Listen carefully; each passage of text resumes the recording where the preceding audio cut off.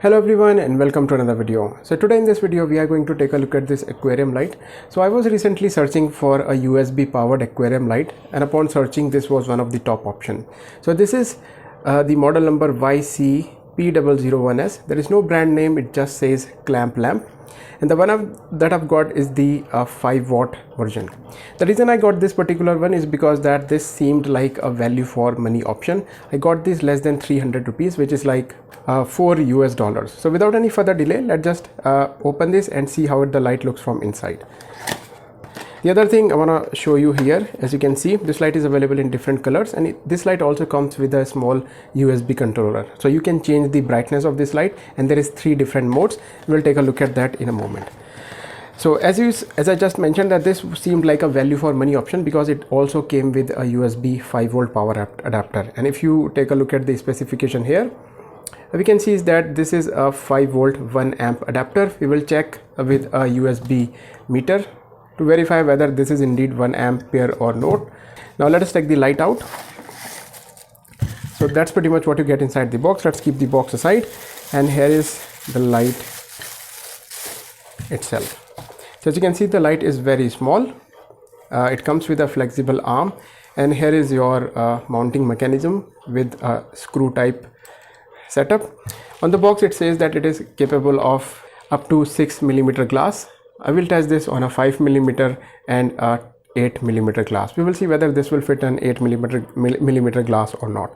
And on the top you can see other information is also given here. The model, the type of LEDs that it is using is 2835. So here is your USB connector. The wires doesn't seem that good quality, but it should work for this purpose. And here is your controller. You can see there is a small on off switch.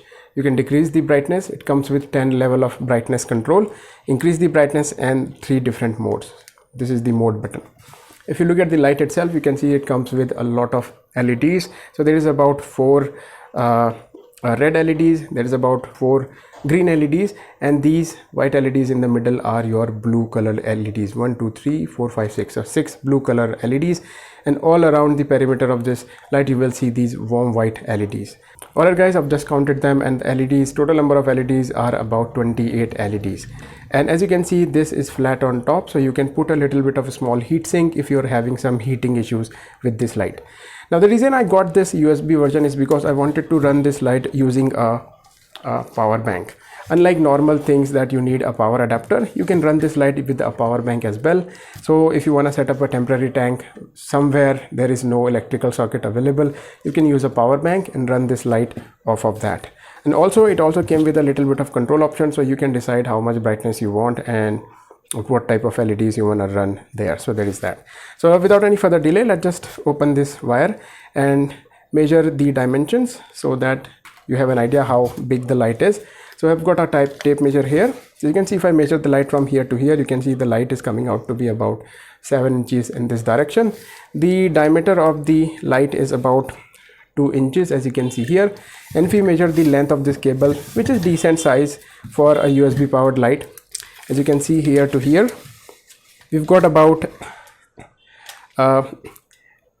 34 inches or 35 inches of wire that came with this light. Now let us come back to our power adapter. So I've got a small extension here. So let's turn our extension on. Let's put our adapter in. So they're claiming that this adapter is about 5-volt 1 ampere. So let us verify that whether it is 1 ampere, capable of 1 ampere or not.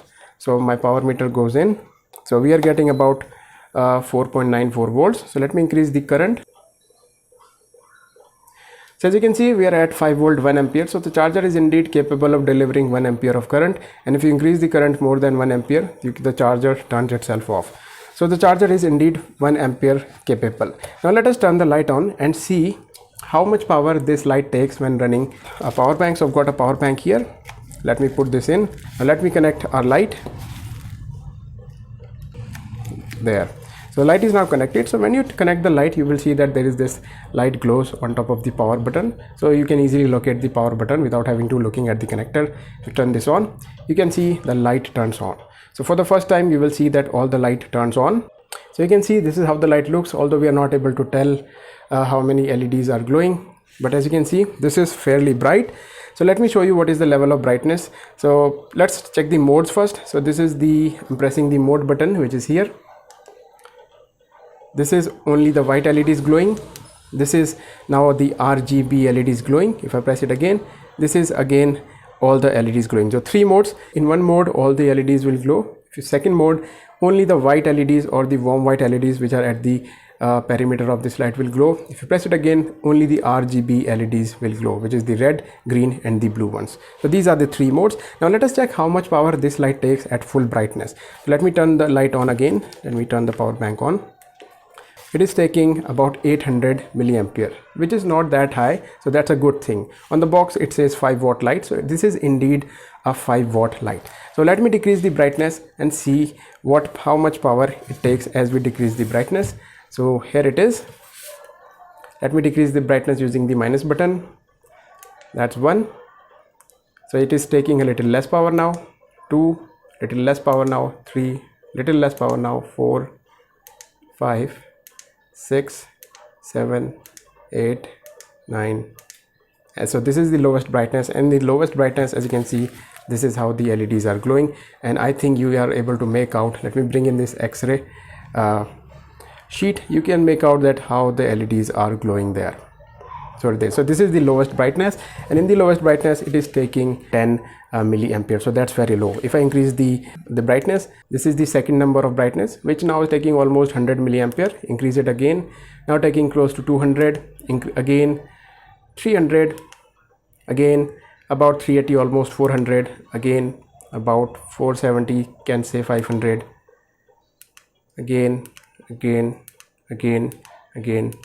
and this is the final brightness. So at the final brightness it takes close to, you can see here, about 800 milliamperes. Right, so now let us put this light on a tank and see how it looks on a tank and see how well this fits on a small tank. Alright guys, so let us put this light on a tank. So this is a 1 feet tank which is holding a female betta fish, and I built this tank using 5mm glass, as you can see here. So let's see how well this light fits on a 5mm glass. As you can see, it went in without any problem. And now once you're happy with the position of your light, you can simply tighten the screw and it should make the light snug on top of your glass. Now you can adjust the angle through here because this part is flexible, and this is how the light looks from far. I think it looks fairly modern, very aesthetic to look at. And inside this tank I've got a female betta fish which is there. I've got a small pothos plant and a decent amount of java moss at the bottom. So let's just turn the light on and see how it looks when the light is turned on. So let's turn the light on. So as you can see, this is how the light looks when it is turned on. As you can see, if we want to take a look at the light at the tank from the top, you can see that there is our female betta fish. There's a small pothos plant. You can see this is how the color of the leaves look. At the bottom you can see a little bit of java moss, and this is how the light looks from far. As you can see, the light gives our tank a fairly modern look and everything is illuminated really nicely. You want to take a look at the tank from the front, you can see that the java moss is looking very nice. We zoom it in, you can see every color is popping up.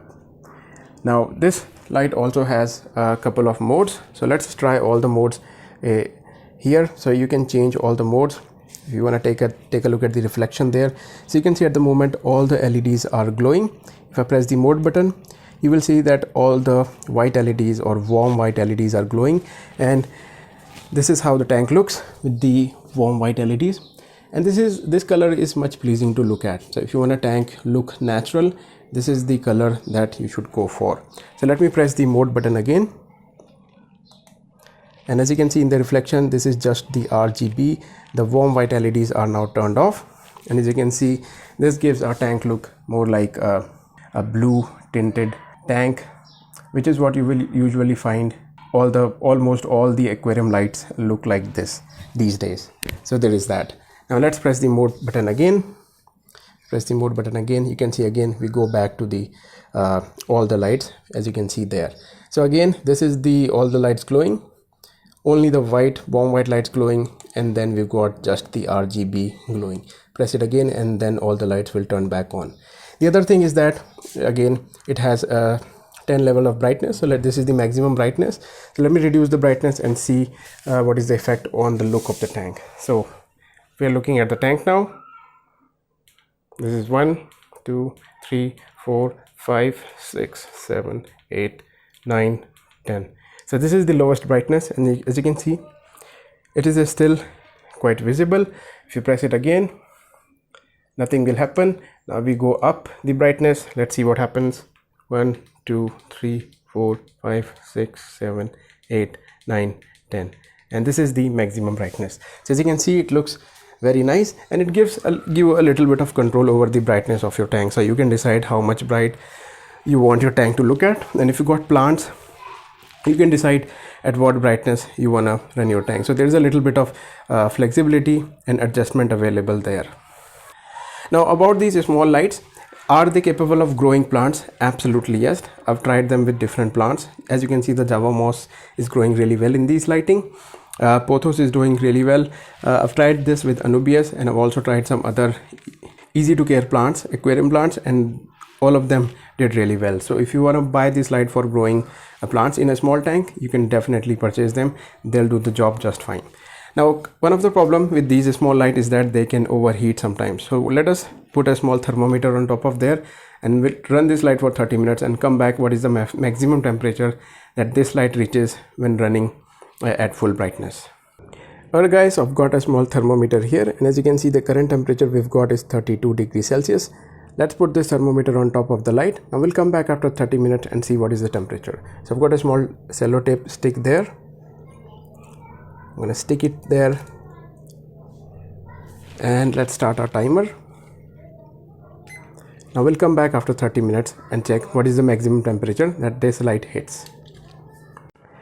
Alright guys, so coming in at about 61 minutes, so more than 1 hour now. Let's check the temperature on a thermometer. You can see it is about 36.8. So I've also covered the light with a little bit of tissue paper just to make the test a little harder. And while we are doing this test, this is peak summer season, the temperature is already very high. So the maximum temperature that this light reached was about 36.8, which is not that high. Now the other thing that I mentioned in most of my videos is that how you can cool your small devices such as this one. So this is a small aluminum profile for sliding windows. So what you can do is take a piece of this aluminum profile and put this on top of your light, and this should keep your light really cool. And if you turn the fan on inside your room, then this light will take very long time to heat up. It doesn't have to be a sliding window profile. If you have any piece of aluminum, you can simply put this on top of the light, and this should be able to keep your light cool.